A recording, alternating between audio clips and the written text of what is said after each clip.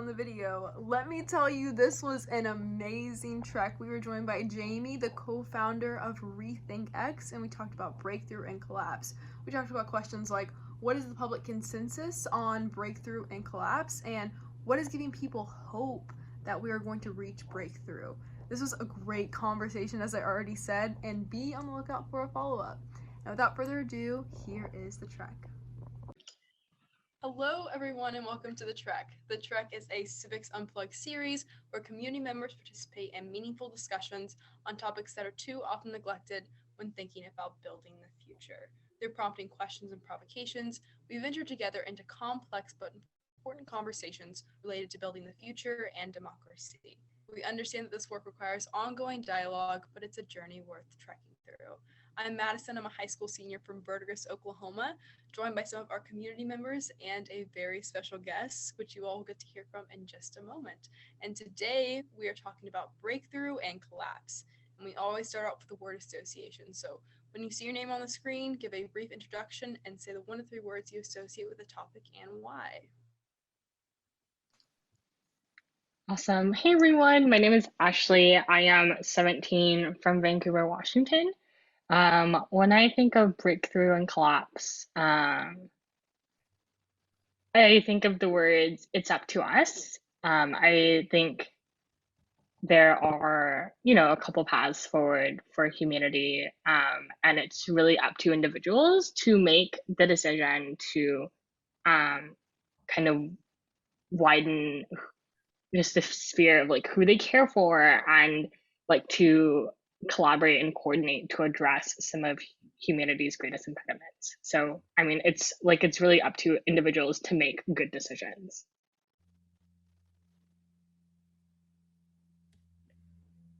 So for me, I think like my word association, like it'd be something around like I guess like bringing like the new, so like the breakthrough, and then like conquering the collapse. So new conquering the old, I guess. Wait, let me think. New, yeah, new like conquering. Oh, that's 4 words, but yeah, that's what I thought. Okay. Get rid of the. Okay. Hey everyone, my name is Angel. Who am I? I'm located around DC. I'm 19.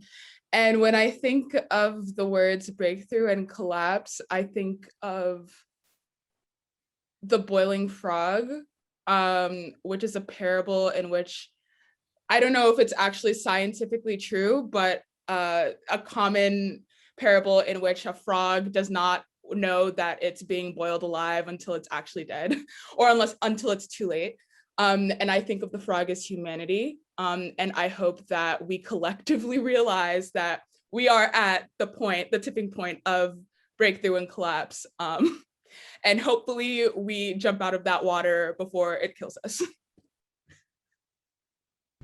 Hey everyone, I'm Jae-Hee. I'm 17 from Dayton, Ohio, and after reading Rethinking Humanity, I would associate breakthrough and collapse with Darwinian evolution. I really thought it was cool how it was able to characterize humanity as like this meta-organism that's trying to evolve to the context of the times.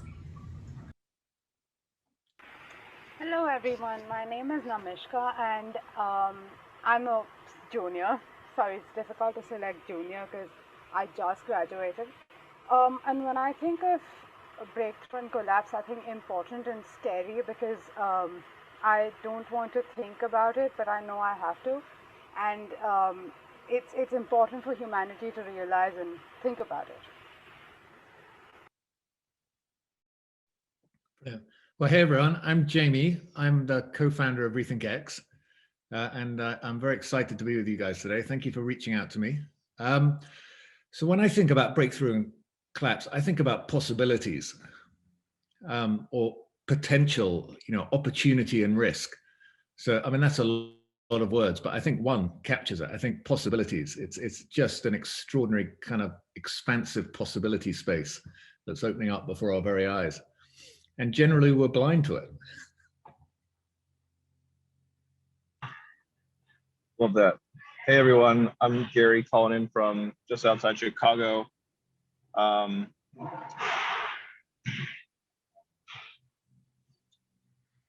oh, I mean, I think what Jamie said was so good, but I'll focus on one aspect. Government can sabotage. So government can be very helpful in well, is essential, right, to ensuring that we get to a breakthrough. But I guess I've been kind of awakened to just how many ways that our government, in the name of helping people or helping people from the past, right, can sabotage our future. Yeah, and mine would be our choice. It's incredibly empowering to know that the future isn't something that just happens to us. It's something that we have a lot of agency over and that we can shape, and something that I think I increasingly realize while reading the Rethinking Humanity report. But thank you all for sharing those word associations. Now we can go ahead and hop into the conversation. So does anyone have a question or provocation to get us started off with?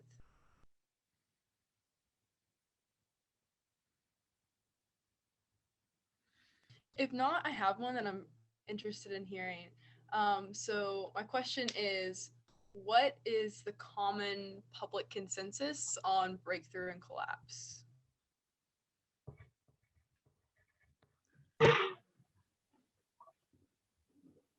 I think the question becomes, is there even a consensus? Because I feel Yeah, like there isn't. yeah, that's an embedded premise that I don't agree with.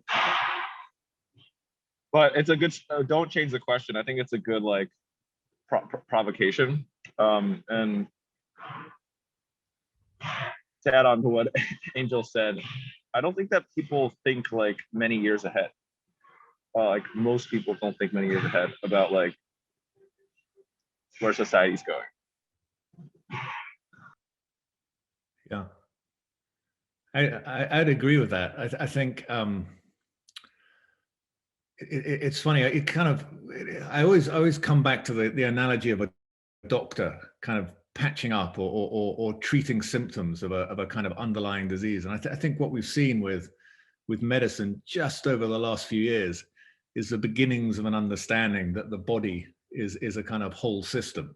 I mean, we have experts in brains and ears and noses and bones and blood and all kinds of things. And your brain guy kind of treats the symptoms of say depression with a pill, because that's what he's trained to do, and he's just looking at the the narrow lens that he sees the world through. But I think we're realizing now that gut health and diet and exercise and purpose and community and all these kinds of things play a role in happiness and how you experience life.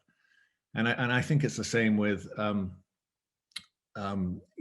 perception of where the world's going and where we are. We tend to look at a very small piece of it, both in terms of kind of domain or part of society, but also in terms of time. And we don't take a kind of holistic, broad view of anything. And I think that's part of the problems. We try and peek through our little lens onto the world and solve whatever problem we see.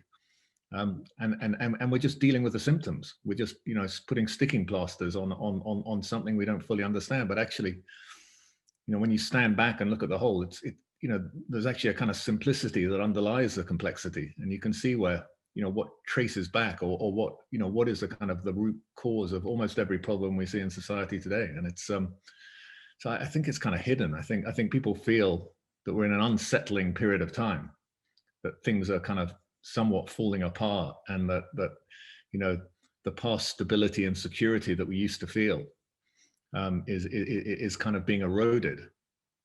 But I don't think there's a broad perception of where we can go, either positively or negatively, and how quickly and how fundamentally it's going to change whichever direction we go in, and that kind of road straight ahead that we think we see is just a mirage.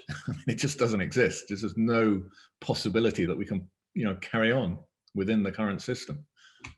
So that was a bit of a long answer. As a high Yeah, schooler, I can totally relate. go ahead, Jae-Hee. Okay, I was just going to say that your about the systems that are kind of making those like reductionist simplistic ideas pervasive. I can definitely say that the current like education system that I find myself in today does have that reductionist mindset that is so focused on optimizing. And then we're also encouraged to kind of validate our worth through competitions, which also encourages optimization. And I would say that sometimes like I lament around the loss of like the idea of a renaissance man, because like having that like transdisciplinary knowledge really is essential to the system thinking that is required for such like a breakthrough and collapse.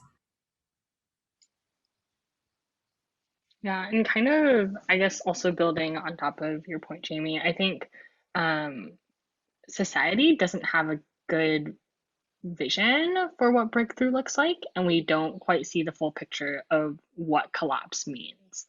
I think in addition to not being able to see, like, and not thinking many years ahead, I think we also find it hard to just think in terms of scale and just like billions of people all experiencing one thing. I don't think we fully um, can like picture that, right? Like it's like easy to like imagine one person kind of suffering or like 100 people, like, okay, that magnitude kind of makes sense to me. But once you get to like billions, it's hard to wrap my head around like what exactly does that mean?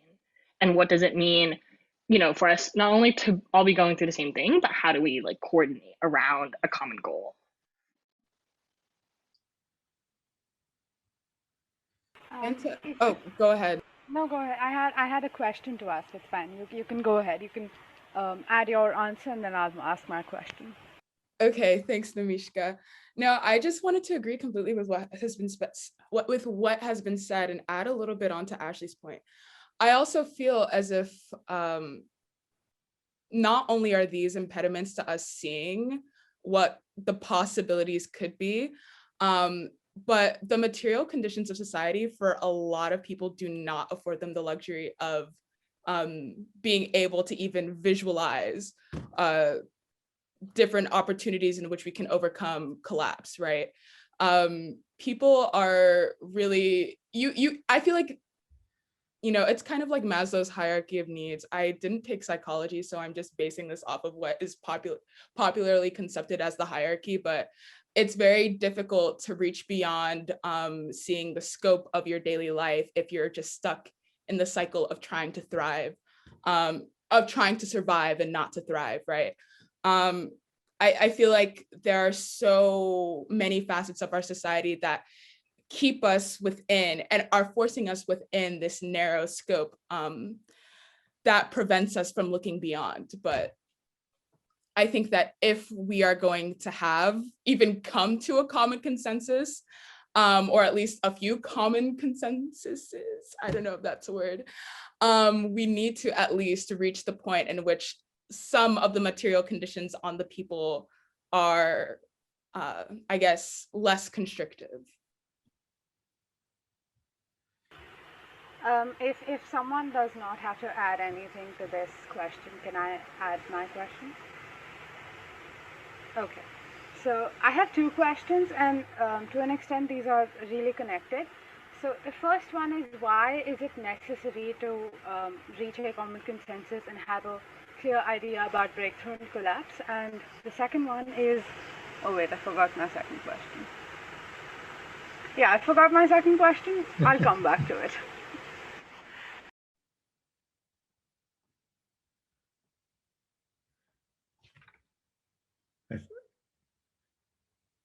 Is everyone still there? It seems to have gone quiet.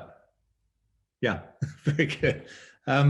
So can I respond to that? I think that's a really interesting question. So, I mean, actually, I think consensus is at some level the enemy right now. We need experimentation more than anything. We need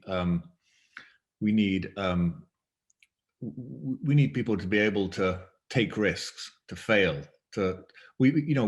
No one knows how we reach that future. I mean, we can see the kind of the North Star. I think we can do a better job of painting a picture of what's possible, what the kind of the extreme of the possibility space looks like.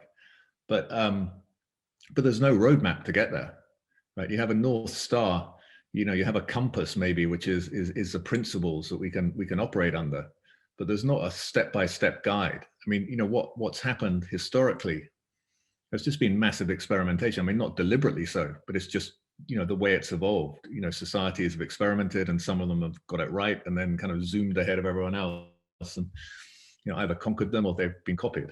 And that is the evolutionary process that you were talking about earlier. And I think right now the challenge is to recognize that need. So maybe there's consensus around recognizing the scale of the challenge and recognizing where we are today.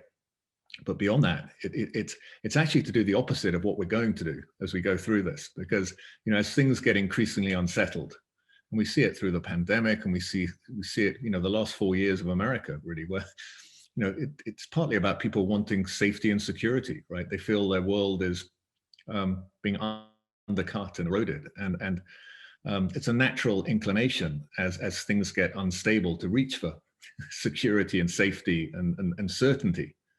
And there isn't any. and that's a great irony. It's only by staying open to new ideas, open to change, embracing change, actually, that we're going to have any hope of getting through this. And that's why we wrote in our book that it's going to be really hard for the US, or it's going to be really hard for China or the leaders today to lead tomorrow, because of that dynamic, because it's that sort of resistance to change, to everything we're trying to do is to patch up the old system, to I mean, you see the kind of constitutional fundamentalism in America, where it was never the intention of your founding fathers that this was a document that was kind of set in stone and whatever. I mean, it's a kind of extraordinary position where we can see it kind of that dynamic unfolding in real time, and it's those countries that have kind of less of that baggage of incumbency, less lock-in from old mindsets and old interests and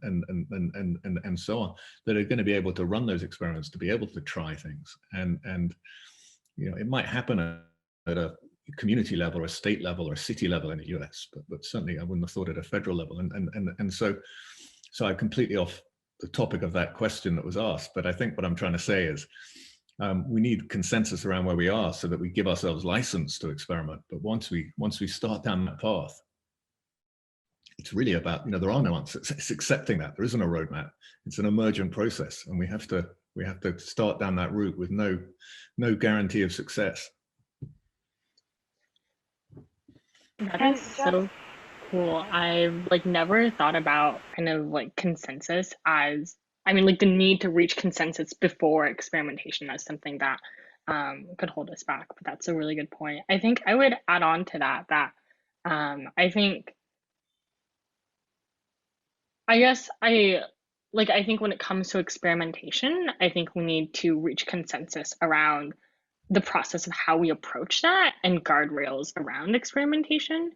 Just because I think we are entering a time with exponential technologies where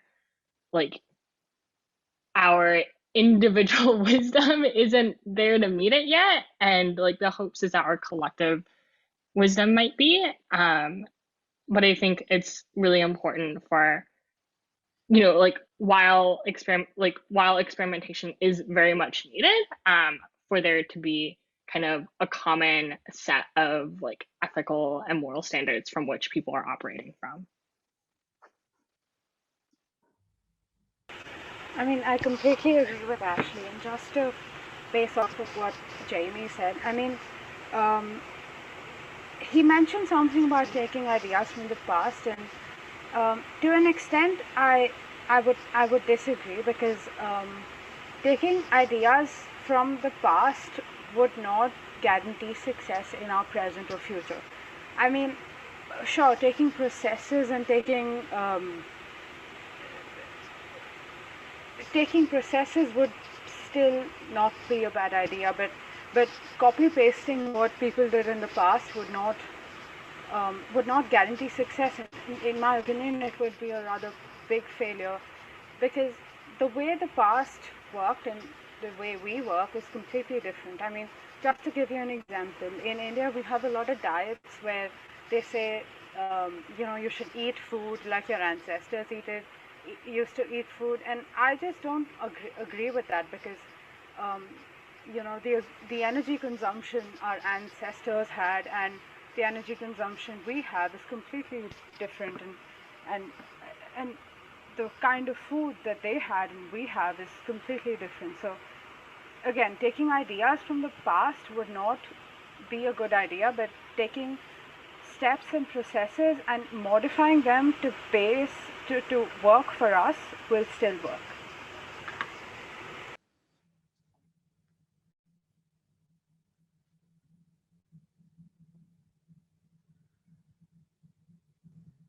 All right, anyone have anything else to add to this question or want to pose an? I want to pose another question. I remembered my second question. No, nobody wants to go ahead? Okay. So, why do people have no clear idea about breakthrough and collapse? And yes, why do people have no particular clear idea about breakthrough and collapse? Well, who's asking them? Who's even raising to them that there's a possibility of collapse? So, something that we, especially, I've had a lot of conversations, especially with Ashley, about how how exciting it is to think about what the future of humanity could look like. Let's say humanity 2.0 or 3.0, based on what you say your 1.0 or 2.0 is. But people don't understand that it's not like we can just choose the status quo, stay on the status quo button, right? It's not that simple, right? We are on a path where the way that we've done things is just not sustainable. But unless you were told otherwise or awakened to otherwise, you'll just assume that the present is almost like a fine, inevitable guarantee. So I think the Rethink report for me really was sobering, and I don't think I've read anything kind of quite like that. That I guess that wasn't just saying that we're fucked.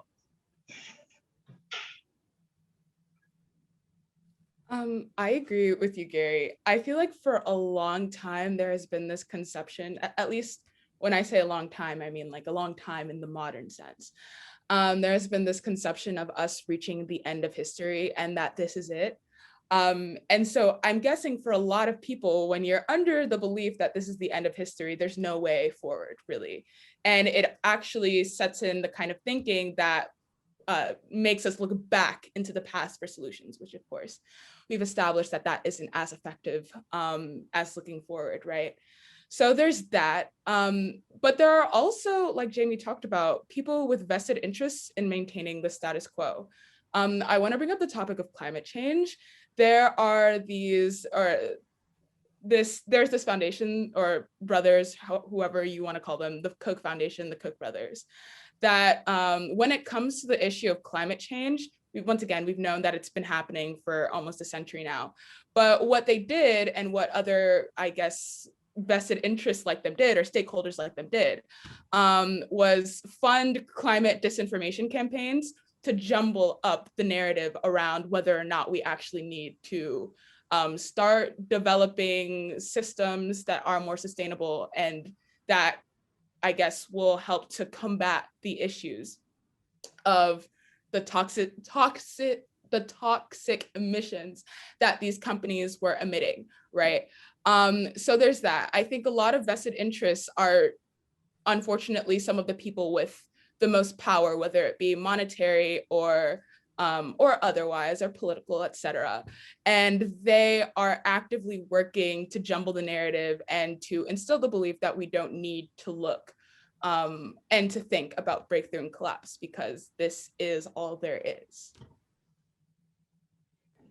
So like on the topic of narrations and power and looking back on history, I think it might be worth mentioning that there's like a difference between looking back for solutions through history versus learning from history, from the mistakes that we have made, and also criticizing like what lens the historian is introducing you to history. Because sometimes like I realize that the things I learned in my K-12 education weren't quite accurate, and I have to like re-examine and introduce a more like nuanced retrospection. So I think those are important in terms of history and learning from it. But I was also on the note of consensus. I was wondering about like the conflict between the ability to experiment because you don't have incumbent systems versus like incumbent systems usually having the most consolidated power and resources to actually fund the experimentation. So for example, like the US has a lot of incumbent systems, but at the same time, we're kind of like leading in the sphere of like AI and bioengineering. And I'm wondering like how that kind of cripples those systems that are primed to do experimentation from actually trailblazing in those important tech innovations. Yeah, I mean, that's a really interesting question. I think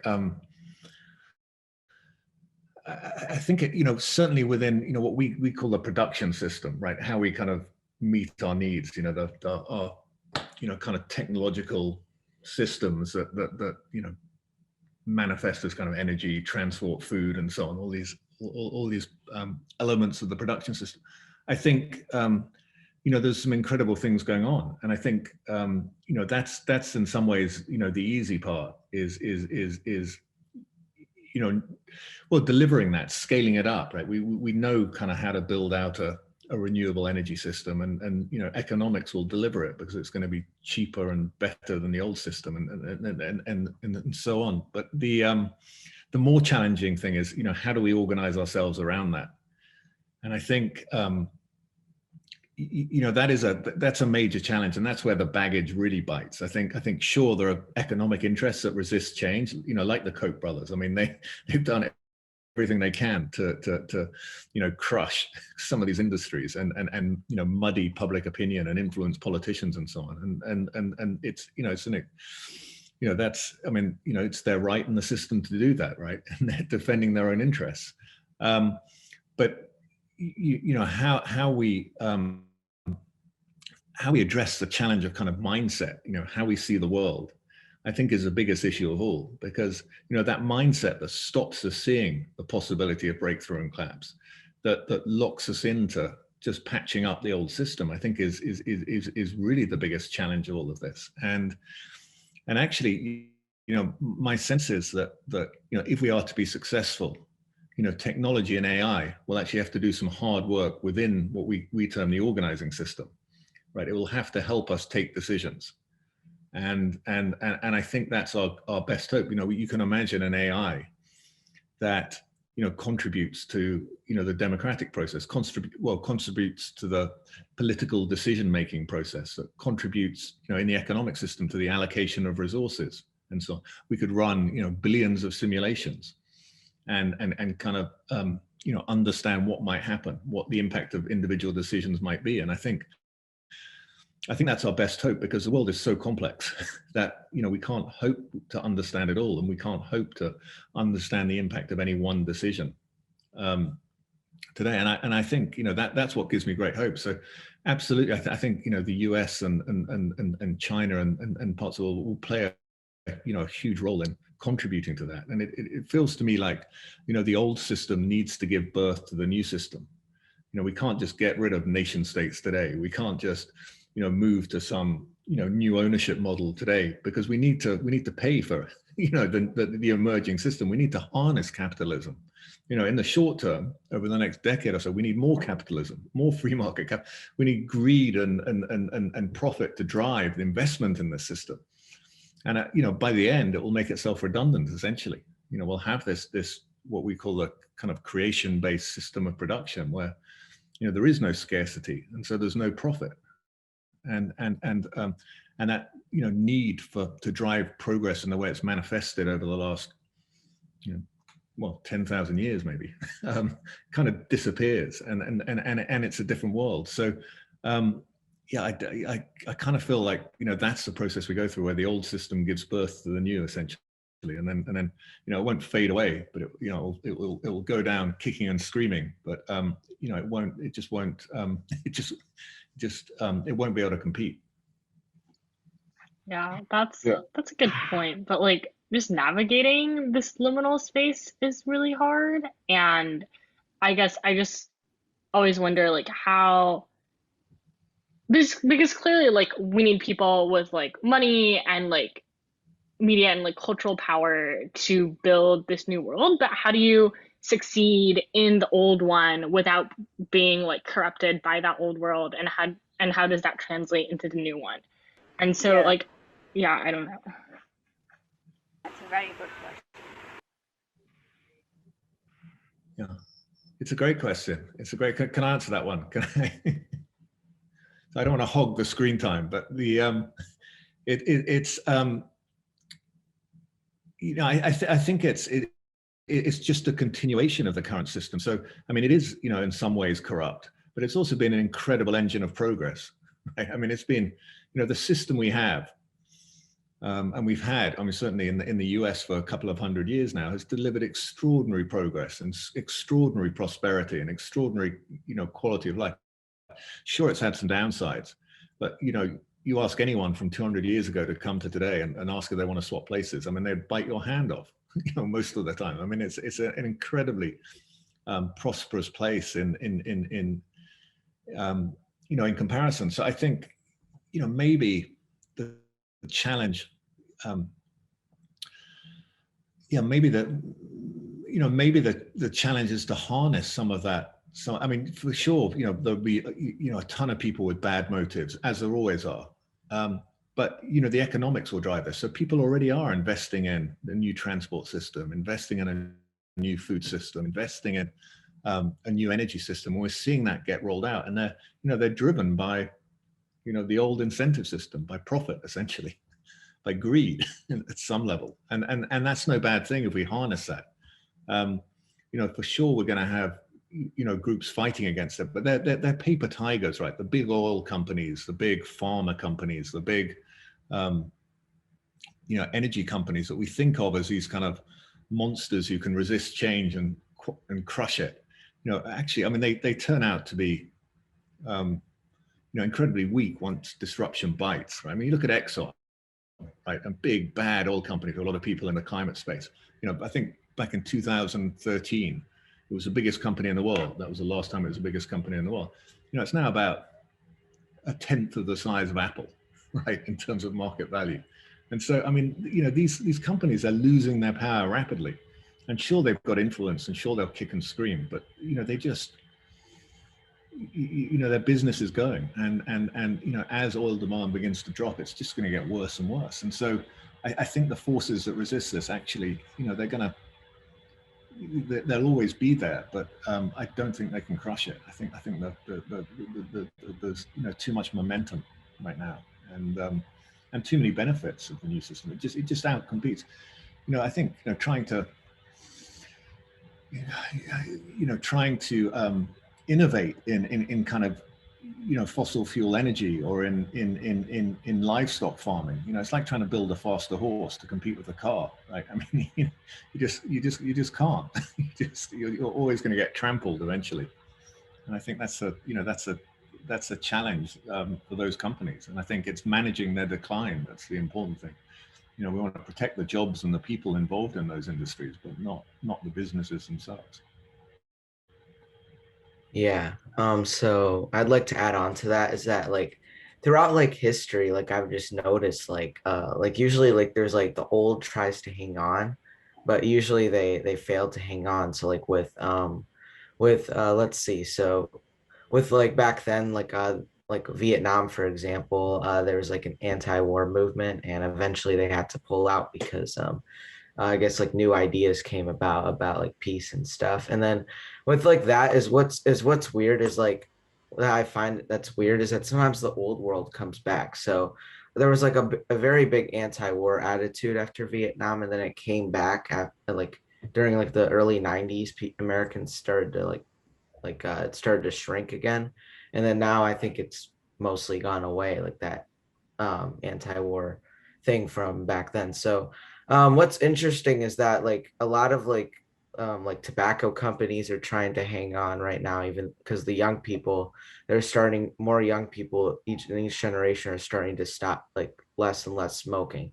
So they're trying their best, trying to flavor smoking. And then of course, when like new politicians come in, they sometimes regulate a lot of these companies from doing that, which makes them usually like and then eventually they hang on too much that like their companies in ruins.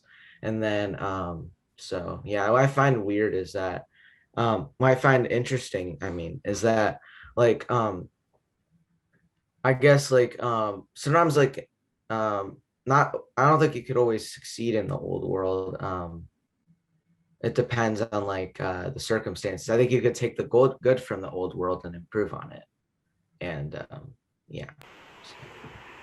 Um, I have a I have an quote unquote unpopular opinion to share. I mean, this isn't something that I hope happens, but I think it would happen. The fact that the newer generation, Adam gave the example of smoking, the fact that the newer generation is said to be less corrupt and said to be less, you know, we would do less wrong things. I think we must not make that assumption, because firstly, we haven't yet progressed into the actual corporate world. Secondly, when money comes in front of people, in my opinion, they kind of lose their head and they would do anything to get that. So, but I have a question to add to this. If we continue with corruption and problems of the old system, how is the new system going to be different than the old system? We're making the new system to change the old, to combat the problems of the old system, and to make the new system much more inclusive, I suppose. And I don't see I don't see a way in where we can completely eradicate corruption and corrupt people, and I also don't see a way where we can lessen them, but I also don't see a way the new system will progress if we don't stop it. So there's a lot to this question, but I think just in the past it was less possible to decentralize the, let's say, the accelerators or determinants of an individual's flourishing, right? Like 30 years ago, like when, maybe longer than that, when Jimmy Carter was president, like he was installing solar panels into the White House roof, and or wherever he did it, and that was just like a bad economics. It was like a good symbol, but it was, I think Jamie can attest, like it was just so expensive. But now, like you can a lot easier there's like technologies being developed to filter rainwater to be drinkable water in your own home, right? There's solar panels are getting a lot cheaper, a lot more effective, and so decentralizing like power and dependence away from a centralized state that's how you reduce corruption. You have the state manage less, so there's less room for corruption, I think. But that's just one part of it. If I can give a term for this, when you have the state managing less, is it privatization? Are you planning to privatize whatever the state manages right now? I don't know if I'm getting this right, but that's what I can infer from what Gary said. Oh, Ashley, do you want to go ahead? Okay, yeah, sorry, this is really quick. This is also in response to Gary, but I think part of what really excited me about the Rethink Community Report was, like, I think it was the first report I've like read that really kind of presents a convincing kind of like picture for what abundance could look like in the future. I think right now a lot of people are operating from a place of scarcity, and that leads people like on like a downward spiral to do worse and worse things because there's only like X amount of resources available. But I think in this new world of like creation, like there's really like so much and so much is possible that there's really nothing to fight over. Like it's not worth it. Yeah, I feel like Nameeshka, I think you're asking a really good question. And I think it goes back to the original question that you posed about why it's necessary to reach a consensus on the need to like, or on the concept of a breakthrough and a collapse. And once again, back to Jamie's answer, I feel like we can do all things, we can focus on multiple things at the same time, right? So like while we have people working on altering the material conditions to like, I don't know, reformat the economy or reorient our what is profitable around what is sustainable, right? We can also have people on the ground doing the work of changing the ideas that we operate under, you know? So it's not just, oh, we choose one and we do the other, or one person has to do both at the same time. I think that it all goes back to the issue of decentralization. We don't necessarily have to have one power doing all of the work. Rather, the power lies in the fact that there are multiple people, multiple interests invested in creating the change necessary to see a sustainable future that is abundant, that works or that operates on the properties of abundance and rather than scarcity. You know, yeah, I think we can do both at the same time.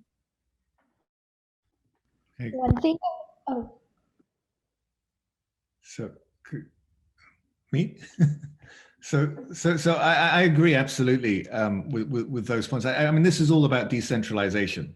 So it's an entirely different system that's emerging. So, you know, I mean, you think of a solar, wind, battery energy system, right? It's you know, no materials needed once it's built. It's local, it's abundant. There's you know, it just goes on producing. The same with the new food system, much more distributed, much more.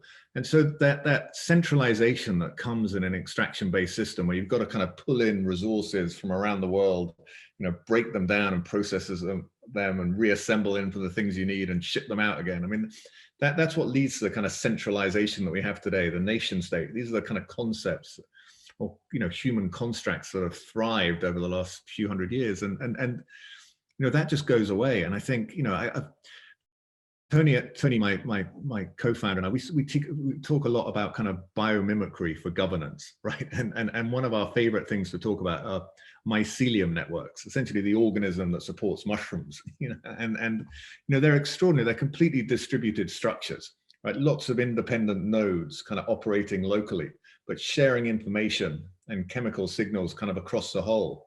And that's kind of the structure we go to. You know, you might get some parasites in certain nodes and some corruption at a local level, but it won't kill the whole, you know, like it does today.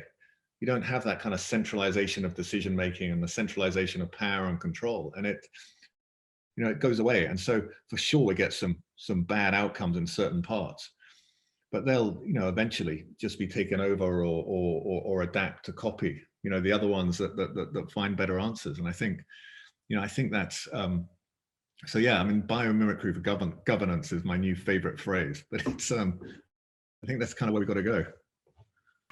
You know, I agree with Jamie to a very, very large extent. So one thing that came in my head when he was saying that is, I had this mentor, quote unquote mentor, that told me once that there would always be bad people in the world, but the goal for humanity is to have more good people than bad people. So, I mean, again, so corruption, greed, and all of this are so fundamentally driven and so fundamentally rooted in society. I think it is too late and too big of a task to completely eradicate it. I'm not saying that it's completely impossible, but it would take a lot of time, effort, and money. to do that. But at the same time, looking at society in clusters and looking at such clusters not connected to each other is a better perspective to look at it. In response to that, I think I'd like to say that I appreciated the report because it didn't really degrade the past or the current systems, but illuminated on the problems it had. And that was important in the sense that it showed that like being moral and not corrupt and not exploitative is actually kind of like a luxury that's dictated by the possibilities facilitated by our technology. And so I was a little sad at first when I thought about the concept of breakthrough and collapse because like I thought about like competition, like out competing each other and exclusion, and I didn't want to like leave people behind. But I realized that it's kind of like to follow the biomimicry analogy. It's like a phoenix rising from the ashes, reincarnating, rebirthing. And it reminded me of something that an economist named Kate Raworth said. And she was like talking about how like today's economic principles have like definitions of wealth and freedom and flourishing that is based on growth, like infinite growth, and we measure that through like GDP. But then she said that growth is only one phase of life, and if we keep on growing, it can become cancerous, and that's not good. So, the Rethinking Humanity report showed that we're not killing something or just like out competing something. It's more of like laying it to rest and like detoxifying ourselves almost. I felt like. Yeah, I think that's right. I mean, I know Kate, and I've talked to her about this, and she, I think she's writing about the kind of extraction-based system when she's talking about that, and growth is, it's a cancer essentially. I mean, we're driven to, it just carries on uncontrolled, and it's the nature of that type of system. But a kind of a generative creative system is just a totally different animal. All the rules and relationships get rewired, and the trade-offs that we have today in our current system between environmental outcomes and economic outcomes and social outcomes, I mean, they're kind of zero-sum trade-offs, right? We can't solve climate change without affecting prosperity and so on. So those trade-offs go away. It's just they're just different relationships, and I think so. I'm much more optimistic in that respect. I think we kind of feel what that solution is and where we need to go, and we've got to get out of our own way. I think a lot of what we're doing to try and solve our problems is actually going to hinder us in the longer term. We go investing more in nuclear powered ships, as Bill Gates was recommending in his book on nuclear power, or all kinds of techno fixes that we just don't need. I mean, they're patches on that old system. We're trying to make the old system work for a bit longer, but it's going to be displaced. And that's what breakthrough and collapse is. It's a collapse of the old and the kind of rebirth or the birth of the new. And I think that's that's what's happening. Can I ask you a question? Sure. What is giving everyone a feeling of hope today that we can reach a breakthrough?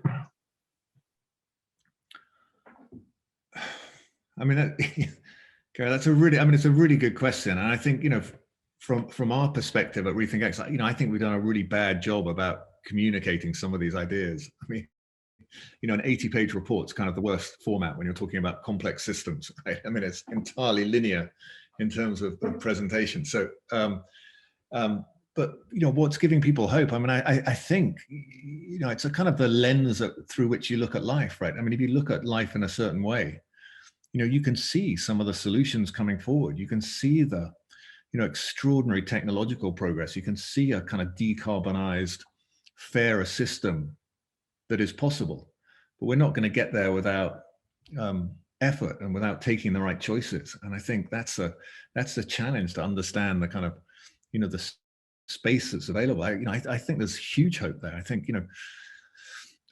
I think climate change is solvable. I think, we'll have, a superabundance of energy at some point in the future, and that actually, if we need to, and I'm not sure we will, but if we need to, we'll be able to suck carbon out of the atmosphere for very low cost, because it's really an energy problem, right? And if we have superabundant clean energy with zero marginal cost, right, we can do those kinds of things. We free up the land, we free up the oceans, because we don't need to, grow animals or hunt fish anymore. They'll regenerate, and that'll be an enormous carbon sink. So, I would watch the progress in kind of biology or biotechnology, because, that's what's going to save us. I mean, there's some extraordinary things going on there, and that's, that's just a transformation that's on the cusp. And if you see what's happening there, I hope it gives people enormous hope for how we can solve most of the problems in the oceans, how we can solve most of our ecosystems challenges, right? We stop cutting down trees for palm oil, we'll stop cutting down rainforest to grow soya, we'll stop, degrading our soils, we'll stop all kinds of things and allow the earth to recover. And so, it's an enormous possibility there. And, really all of the problems today come back to this extraction-based system. And you unplug that and change the system, and suddenly all those problems kind of disappear. I mean, sure, we're going to have a host of other ones, but they're not the problems we think they are today. And I think, it's hugely hopeful.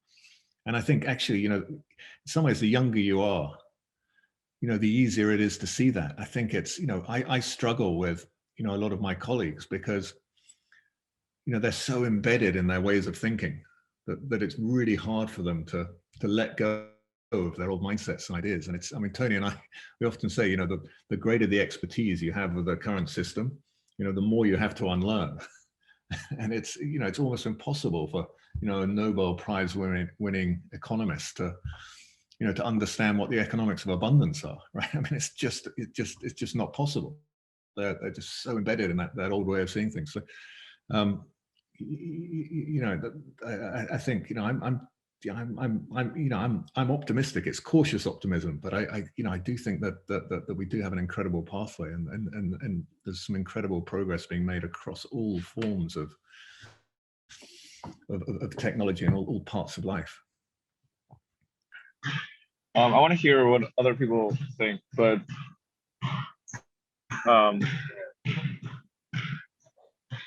that gives me hope as well, Jimmy. But another thing that gives me hope is the fact that people like you, who have dedicated your lives to understanding what it will take to get to a breakthrough, have hope.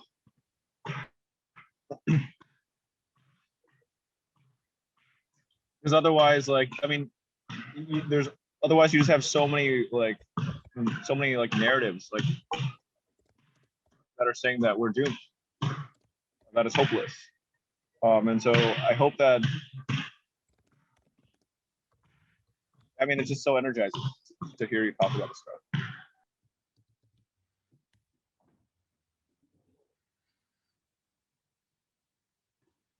I'd also have to agree with Gary that I'm so incredibly thankful that Rethink X exists. It's just kind of like a source of intergenerational wisdom, because I do see like some knee-jerk reactions from like my peers who are getting interested in like more radical thinking due to all of like the stressors of today. And then I think another source of hope would just be like the belief that at the end of the day, humans are actually really nice and kind and good. And a lot of malevolent traits we see every day is like from fear or just insecurity, rather than like they actually want to hurt other people. And so I go on daily walks around my neighborhood, and I just like wave hi to strangers. And it's so cool how their faces kind of melt from like from nothing to like a warm smile. And I think that it's important to kind of stay grounded and centered within the people in your vicinity and remind that we're just all humans. That's another source of hope.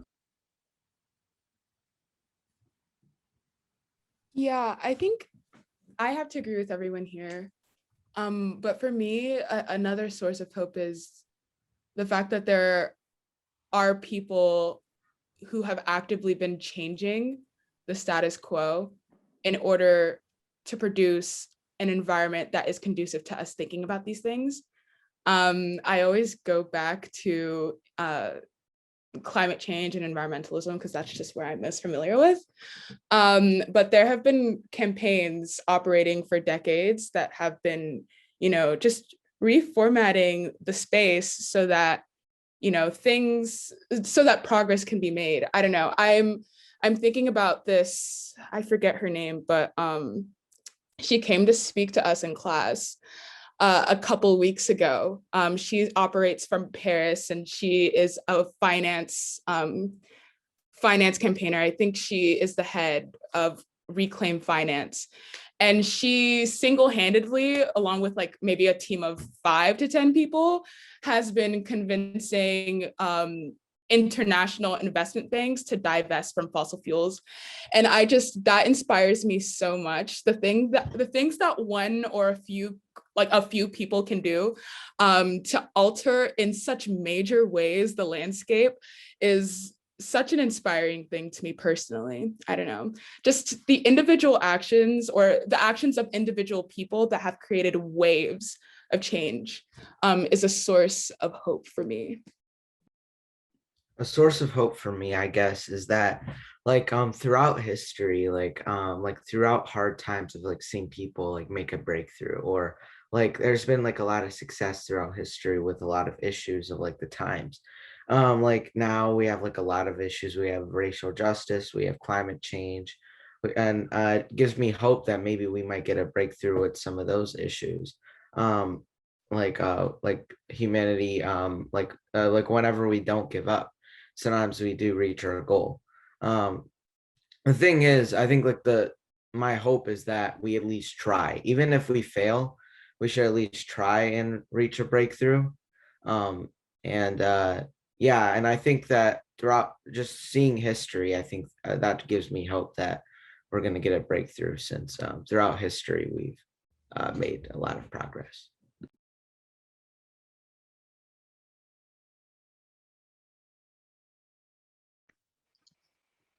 Should we do reflection? Yes, we can definitely move into reflection. Let me share the link. Sorry, I'm like trying to take over Madison's too. Yeah, I just shared the link to our notes today in the chat. So if you want to take a look at kind of what we talked about today, but we will kind of just be entering into a reflection and application phase where you can share anything that this track kind of made you think of, like new realizations or things that surfaced. And yeah, like, does anyone want to go first?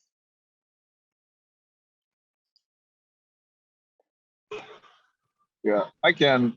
Question that I'm asking myself is, how much time have I wasted and other people have wasted on just complaining about doomsday stuff and not actually channeling their time and energy and talents toward breakthrough? And I'm not saying that we should blame anyone, because it's like really hard to actually contribute toward progress. But I think it's.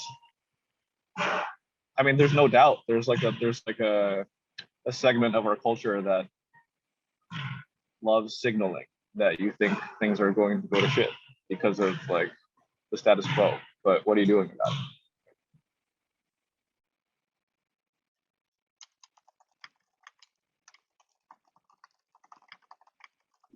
Yeah, so like I think that we spend a lot of time thinking about, like problems, I guess, in the world. But we don't think about like solutions to those problems, or like breakthroughs. Um, and I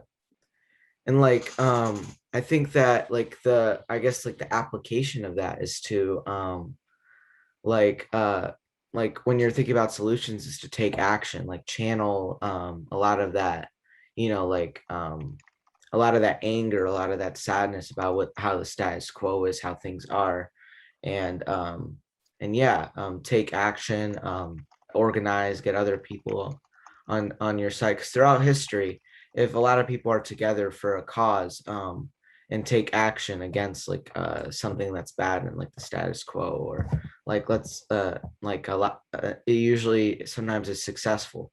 And the whole point is, like I said earlier, is to just try. You'll regret not trying later. So but yeah. I feel like this trek comes at a really interesting time for me. I'm just wrapping up my second semester, so like first year. And I feel like this semester specifically has been oriented around identifying the problems with many of our global institutions. Key emphasis, the operative word is problems and focusing on those problems. And so I think during the middle of the semester, I kind of got into a funk in which I fell into this little hole of only thinking, or not only thinking, but primarily thinking about what was wrong with our society. But I don't know, this trek, along with some of the words of my peers and professors, have really just like lifted me up from this funk. I don't know, like as much as you point out the issues, you have to do your best to look forward towards the solutions. What Jae-Hee said about the phoenix rising really stuck with me. I think this is a really crucial time, and I'm happy that I have the privilege to be able to think about the solutions to combat these issues. Yeah, I don't know. I think this trek was really uplifting for me. I'm in total agreement with Angel, and I think my main reflection was related to something that Angel mentioned earlier as well, that it's such a privilege to be a part of this conversation. And it is a privilege, but it's also alienating because when you go to high school, I feel like the entrenchment feels so far removed from the reality of the possibilities we are facing now. And so I think I'd like to, in terms of applications, see how far I can do to share this knowledge with my peers and democratize this awareness, because it's so revolutionary.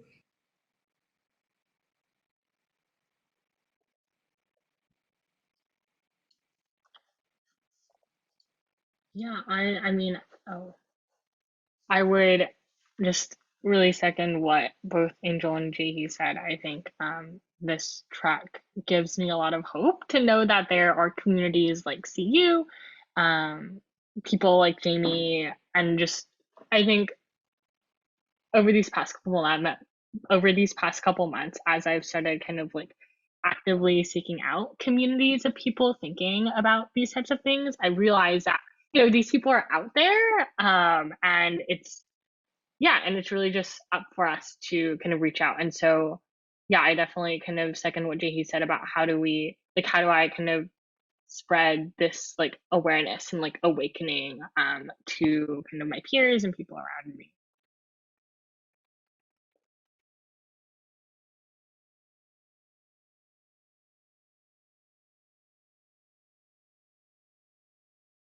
Sorry, I was on mute. I'll try again. I've really enjoyed this conversation. It's been super interesting, and I think what's uplifting for me is that you guys speak this language so naturally. We spend a lot of our time banging our heads against a brick wall, trying to engage with people really, and trying to get some understanding. And I think our biggest challenge at Rethink X is communications. Is how do we tell our story, and how do we help people help open people's eyes to a different way of seeing the world, and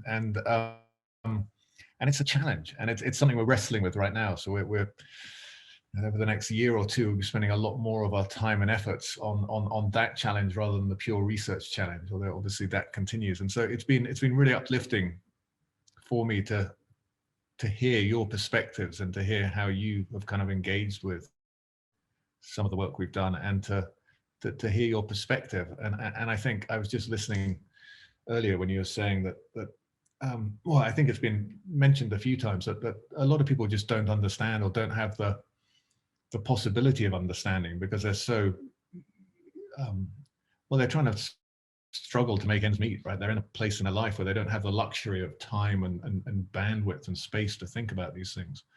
And it kind of takes me back to an Albert Einstein quote that I used to have pinned on my wall about 10 years ago. I don't know where it went, but it was something along the lines of, those who have the privilege to understand, or those who have the privilege of knowledge, have a duty to act. And there's, you know, there's something to that. Once you kind of opened your eyes to what's going on in the world and what's possible, I think we, you know, we don't have any choice, right? It drives you forward.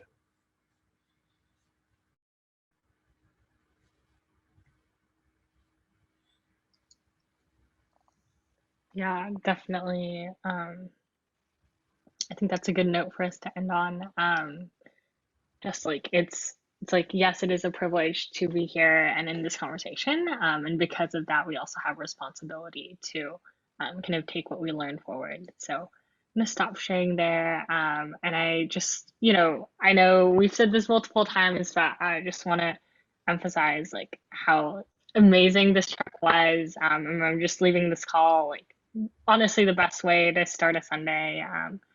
I'm just leaving with so much hope and new insight. So, Jamie, I know it was your first time on a track. Would love to hear what you thought of like the format and like just how it went in general. I loved it. I thought it, you know, it was. I mean, a complete unknown to me when I came on. I didn't quite know what I got myself into when I signed on this morning, but it was great. I thought it was completely different to a lot of the. I mean, it was a real dialogue. I think that was what was different to most of the sessions, where they're, you know, either one person kind of downloading knowledge and maybe a little debate at the end to what is actually a dialogue with no direction. It's just been very organic. You know, how the conversation's evolved and where it's gone, and you know, there've been some fascinating perspectives and ones that I don't always hear in my little echo chamber that I live in. So it's been wonderful to share perspectives. So I would encourage you not to change a thing. I think that, you know, the element of the unknown is wonderful. So awesome to hear that.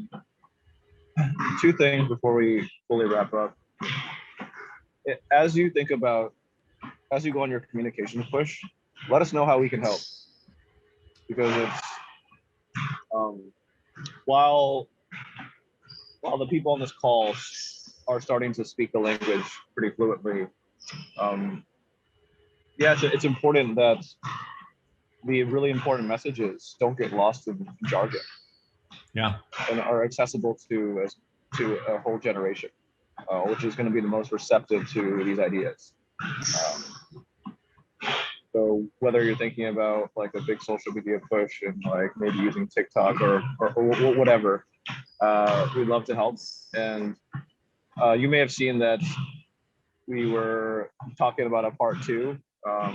No rush on figuring out exactly when that would be, but we'd love to invite you back to talk about how does an individual develop into a person that can support breakthrough?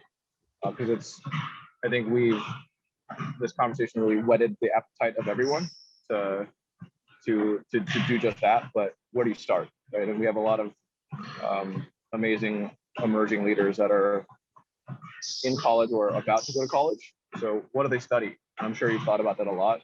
And I think that's actually a really great way to get kids into a movement, by actually by meeting them where they're already at, which is the classroom. Right? Yeah.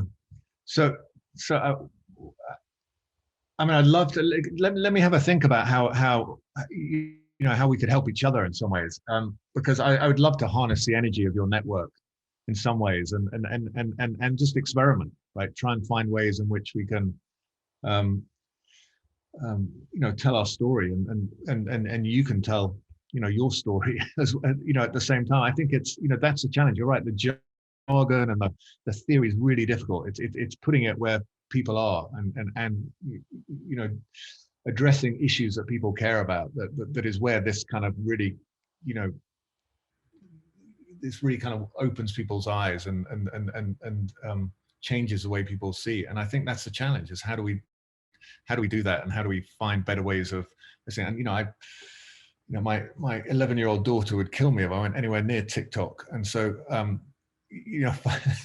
finding some I mean, we're in the middle of hiring some social media expertise, but this is stuff we need help with. So let me have a think about that, and it'd be awesome to have a conversation about just experimenting around some of those ideas.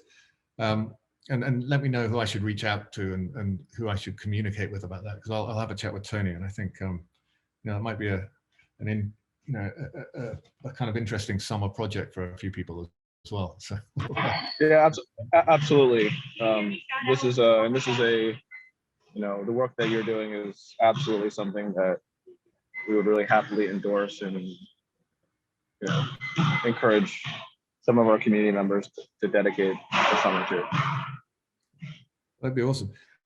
And then in terms of studying and where to go, I mean, honestly, the most important thing is to study things that really interest you and things you love, but also just to remain curious about everything. I mean, I studied history at university, which I loved. It was my, and actually it's turned out to be super useful. And it's funny, I've had a random walk through life. I mean, no real career plans. I'm probably a terrible role model in this respect. I've just always trusted that,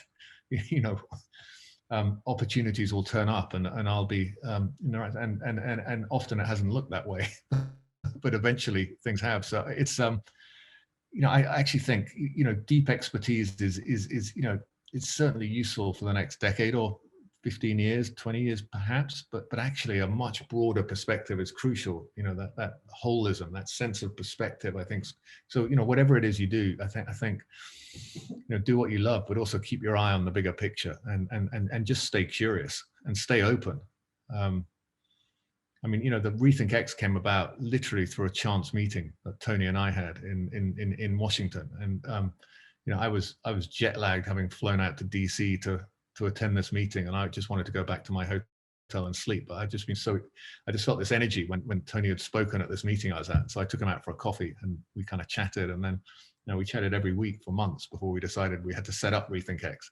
But it could easily have just been an opportunity that slipped by, and I think it's just about just being open and being curious. I mean, I think that's it doesn't sound like a super super good advice. I'm sure if your careers advisors heard me say that, they'd probably cut me off. But it's I think that's the best advice I can give. There is no certainty, right? Roles are going to change over the course of our lives, and I think it's about picking up skills, about integrating skills, and about developing more than just academic skills. And I think that's critical. Well, thank you so much for sharing that. I mean, I think that is really good advice, just leaning into curiosity, and it's something that I definitely will be keeping in mind and kind of taking forward. So yeah, thank you all again just for being on this track. I really enjoyed it, and I'm really excited to see how we kind of experiment and take this forward. So have an amazing rest of your day, and we'll hopefully see everyone on another track. Thank you all. Bye, everyone. Bye.